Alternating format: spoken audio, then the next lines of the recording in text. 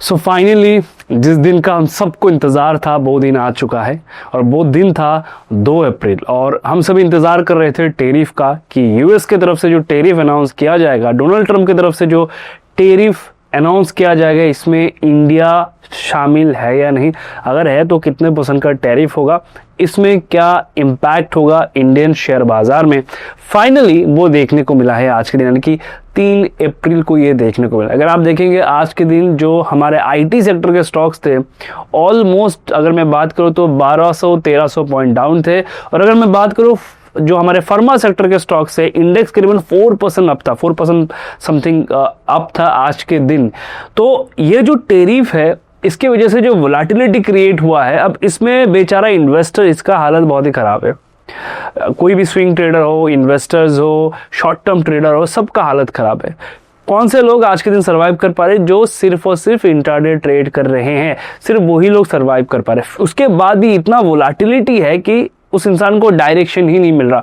तो अभी जो ये करंटली टेरिफ वॉर जो शुरू हुआ, इसका क्या इम्पैक्ट हो सकता है आने वाले दिनों में, इमीडिएट क्या इम्पैक्ट है, कहाँ पर एडवांटेज है। क्योंकि आज के दिन अगर आप हर एक सेक्टर में जाएंगे ना, कि मैं किसी भी रैंडम स्टॉक्स को उठा लेता हूँ, किसी भी सेक्टर के स्टॉक्स को उठा लेता हूँ, तो वो कहीं ना कहीं आपको और आपके कैपिटल को ज़रूर डैमेज करेगा। तो स्पेसिफिकली हमें ये ध्यान में रखना है कि किस सेक्टर में हमें एडवांटेज मिल सकता है, कहाँ पर हमें रोटेट करना है अपने कैपिटल को, किस तरफ हम जाएंगे, इन सारे विषय में चर्चा करेंगे आज के इस वीडियो पे। 2 वीडियो बनाने वालों, ये पहला वीडियो है जिसमें हम एक ब्रॉड पिक्चर ले रहे हैं कि कल क्या हुआ, टेरिफ में क्या क्या अनाउंसमेंट किया गया, इसमें किस सेक्टर में क्या बेनिफिट हो सकता है। सेकंड पार्ट में हम डिस्कस करेंगे कि वो जो सेक्टर हमने आइडेंटिफाई किया है उनमें से हम लिस्ट आउट कैसे करेंगे, वो कौन से कंपनीज है जो आने वाले दिनों में बेहतर परफॉर्म कर सकता है। ठीक है, अब देखिए बहुत से लोग हैं, ये भी सवाल है कि हाल फिलहाल में मैं क्या कर रहा हूँ, मैं कहाँ पर क्या ट्रेड करूँ। देखो मैं रिसेंटली क्रिप्टो में ज़्यादा एक्टिव हूँ, क्रिप्टो में ट्रेड करो। मैं एक बार दिखा देता हूँ, ये अपना ग्रुप है, टेलीग्राम चैनल है अपना, जिसमें मैं ट्रेड वगैरह लेता हूँ। ये बेसिकली क्रिप्टो के लिए है, ठीक है। तो यहाँ पर थोड़ी देर पहले भी अपने ट्रेड बने थे, यहाँ पर आप देख सकते हैं सुबह की ये ट्रेड बने। तो यहाँ पर मैं ये जो भी मेरे ट्रेड है, यहाँ पर मैं अपने जो भी ट्रेड में प्लान कर रहा हूँ वो सारा कुछ मैं यहाँ पर शेयर करता हूँ। जो भी मेरे पोजीशंस बनते हैं, आज मॉर्निंग में 2 पोजीशंस बना, सारा कुछ मैंने यहाँ पर शेयर किया। कहाँ पर मेरा बाइंग प्राइस है, क्या मैं प्लान करो, कहाँ पर प्लान करो, ये सारी चीज़ें मैंने यहाँ पर शेयर किया। कल के दिन की बात करो तो लास्ट 3-4 दिन से अपने 100% एक्यूरेसी में चल रहा हूँ मैं, ठीक है। अगर आप देखेंगे तो यहाँ पर मैं अपने जो भी ट्रेड है वो शेयर करो। अगर किसी को जुड़ना है तो कहाँ कैसे जुड़ना है, वीडियो के डिस्क्रिप्शन में आपको एक लिंक मिलेगा जो है डेल्टा एक्सचेंज का। अगर आप उस लिंक के थ्रू अकाउंट ओपन करते हैं और इसका स्क्रीनशॉट अगर आप हमें फॉरवर्ड करते हैं दिए गए व्हाट्सएप नंबर पे, जो आपको मिल जाएगा स्क्रीन के आसपास या वीडियो के डिस्क्रिप्शन में, तो आपको इस ग्रुप में ऐड कर दिया जाएगा, जहां पर हम डिस्कस करते हैं कि क्या चल रहा है, क्या नहीं चल रहा है, कहां पर मैं ट्रेड प्लान कर रहा हूँ क्रिप्टो में, ये सारा कुछ मैं वहां पर चर्चा करता हूँ, ठीक है। अब चलिए बात कर लेते हैं इंडियन मार्केट में, ठीक है। इंडियन मार्केट में मेरा सबसे पहला सजेशन रहेगा, इंडियन मार्केट में भी जितना स्लो चलेंगे ना उतना आपके लिए अच्छा है। मैं बताता हूँ क्यों। देखो सबसे पहले ना, मार्केट इतना कंफ्यूजन क्रिएट करके रखा हुआ आज के दिन। मैं एक एग्जांपल देता हूं आपको। देखिए इतना कुछ हो गया मार्केट में, ठीक है। मैं आगे चल के डाटा भी दिखाऊंगा आपको, फिलहाल के जैसे एग्जांपल ले रहा हूं। देखो मार्केट में इतना कुछ हो गया, लेकिन मार्केट जो है वो 23,000 से लेके 23,300 के रेंज के बीच ही है। इन बिटवीन एफआईआई का सेलिंग है मार्केट में, इन बिटवीन नेगेटिव न्यूज है, इन बिटवीन टेरिफ का जो झमेला था वो भी आ चुका है, टेरिफ का न्यूज़ भी आ चुका है। सारा कुछ हो जाने के बाद भी मार्केट इसी जगह पे रुका हुआ है। तो क्या अब हमें यहाँ पर पॉजिटिव हो जाना चाहिए? इतने सारे नेगेटिव न्यूज़ आ गए, उसके बाद भी मार्केट इसी जगह पे रुका हुआ है, इस रेंज को ब्रेक नहीं कर रहा। आज भी गैप डाउन खुला, उसके बाद ऊपर आ गया, साइडवेज है। क्या हो सकता है यहाँ से? देखो जितने भी लोग मुझे फॉलो करते हैं आप लोगों को पता होगा इंडियन मार्केट में मैं बेरिश हूँ, ठीक है। लॉन्ग रन के लिए मेरा जो व्यू है वो बेरिश है, नो डाउट, इसमें कोई डाउट नहीं है। शॉर्ट टर्म की अगर मैं बात करूँ तो कहीं ना कहीं ये जो कंडीशंस बना हुआ ना, ये कंफ्यूज कर रहा है। क्या यह मार्केट से यहाँ से बाउंस बैक कर सकते हैं? मेरा भी ये सवाल है, क्या मार्केट यहाँ पर बाउंस बैक कर सकते हैं? प्राइस एक्शन के अकॉर्डिंग मिला तो प्लान करेंगे, अदरवाइज प्लान नहीं करेंगे, क्योंकि लॉजिकली यहाँ पर कुछ भी डिसीजन लेना ये इलॉजिकल होगा। लॉजिकली अगर मैं कोई भी यहाँ पर डिसीजन लूंगा ना, ये कहीं ना कहीं मतलब इसको आप होल्ड नहीं कर सकते, इसको आप डायरेक्शनल नहीं सोच सकते कि किस डायरेक्शन में जाने वाला है मार्केट, इतना तो आप नहीं सोच सकते आज के दिन, ठीक है। अब बात कर लेते, देखिए टेरिफ का क्या सीन है, ध्यान से सुनिएगा, इस चीज को समझने की कोशिश करिएगा कि जो एफआईआई है, ठीक है। अब ये जो टेरिफ आ रहा है ना, इस टेरिफ की वजह से क्या होगा, जो टेरिफ है इसकी वजह से होगा ये कि जो यूएस की इकोनॉमी है वो रिसेशन में जाने वाला है। बहुत से लोग आके कमेंट करेंगे अभी कि सर ऑलरेडी रिसेशन चल रहा है लास्ट 2-3 सालों से।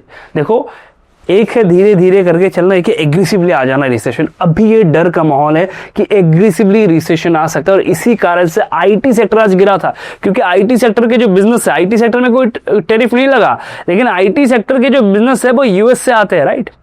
अब यूएस का इकोनॉमी अगर स्लो डाउन हो जाएगा तो इसके इंपैक्ट हर एक देश में देखने को मिल सकता है, और ये मिलता भी। एग्जांपल देता हूं, 2008 में जब यूएस में क्राइसिस आया था, फाइनेंशियल क्राइसिस, तो इंडियन बाजार में क्रैश हुआ था 51% का, -51% का क्रैश।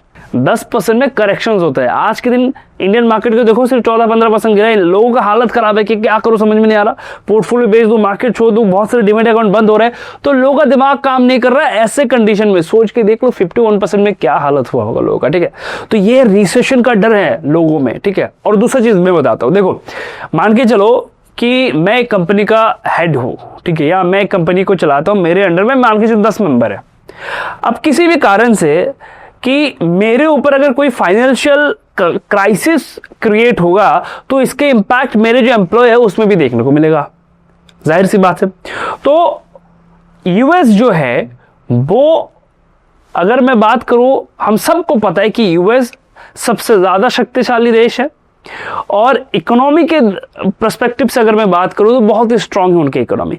अगर उनके इकोनॉमी में किसी भी कारण से कोई डैमेज हुआ या उनके वहां पर इकोनॉमी स्लो डाउन हो गया, रिसेशन आ गया, तो इसका सीधा सीधा इंपैक्ट इनके अदर जितने भी कंट्रीज है, आसपास के जितने भी कंट्रीज है, सब में देखने को मिलेगा, इंक्लूडिंग हमें भी देखने को मिलेगा इसके इंपैक्ट, ठीक है, जैसे कि मैंने एग्जाम्पल वगैरह दिया हुआ है। तो ये एक डर का माहौल बना हुआ है। इसी वजह से अगर आप देखेंगे जितने भी फॉरेन एनालिस्ट है या इंडिया की जो एनालिस्ट है वो कह रहे हैं कि मार्केट यहां से नीचे जा सकता है। लॉजिकली जाना चाहिए कि रिसेशन बहुत ही जल्दी आ सकता है। रिसेशन ऑलरेडी शुरू हो चुका है, बट अभी बहुत एग्रेसिवली शुरू होगा।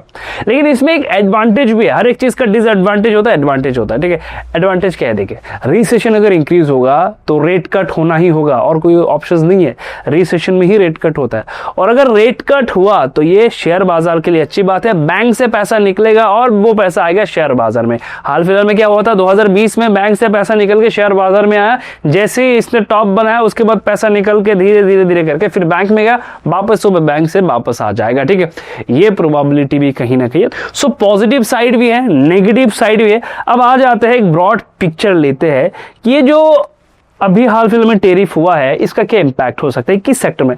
तो मैंने एकदम सिंपल भाषा में, अगर आप मेरे वीडियो देखेंगे तो मैं हमेशा एक चीज का ध्यान रखता हूं कि कोई भी बंदा वो किसी भी बैकग्राउंड से हो, सिंपल वो समझ पाए, ठीक है। फाइनेंस का कोई एकदम ऐसा कुछ नहीं कि बहुत फैंसी वर्ड्स देके मैं आपको सिखाऊं या समझाऊं। ध्यान से सिंपल तरीके से समझने की कोशिश करिए। देखिए क्या होगा, ये जो स्टील सेक्टर है, ठीक है, इंडिया में भी टेरिफ लगा, चाइना में भी लगा।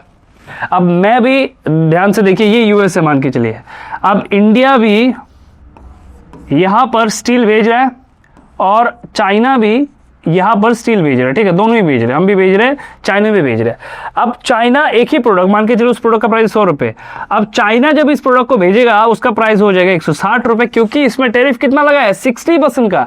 और इंडिया जब उसी प्रोडक्ट को भेजेगा तो इसका प्राइस क्या हो जाएगा, हमें कितना लगा है, 26%, यानी कि हमारा होगा 126 रुपीज, उनका होगा 160 रुपीज।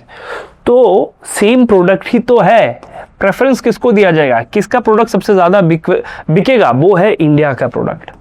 तो नेगेटिव न्यूज तो है, लेकिन नेगेटिव में भी कुछ पॉजिटिव चीज है। तो हम किस सेक्टर में फोकस रखेंगे, हम रखेंगे मेटल सेक्टर में, ये कहीं ना कहीं पॉजिटिव हो सकते हैं। उसके बाद एग्रीकल्चर का देख लो। अब एग्रीकल्चर का एक इंटरेस्टिंग चीज बताता हूं, ऐसे बहुत सारे कंपनीज है जो इंपोर्ट एक्सपोर्ट कर रहे थे एग्रीकल्चर में, ठीक है। एक एग्जांपल देता हूं, अवंती फीड, आप लोगों को पता भी होगा जो मुझे फॉलो करते हैं, मैं अवंती फीड के बारे में बहुत बार चर्चा कर चुका हूं। अवंती फीड का 70% जो रेवेन्यू आ रहा था ना, वो आ रहा था यूएस से, ठीक है।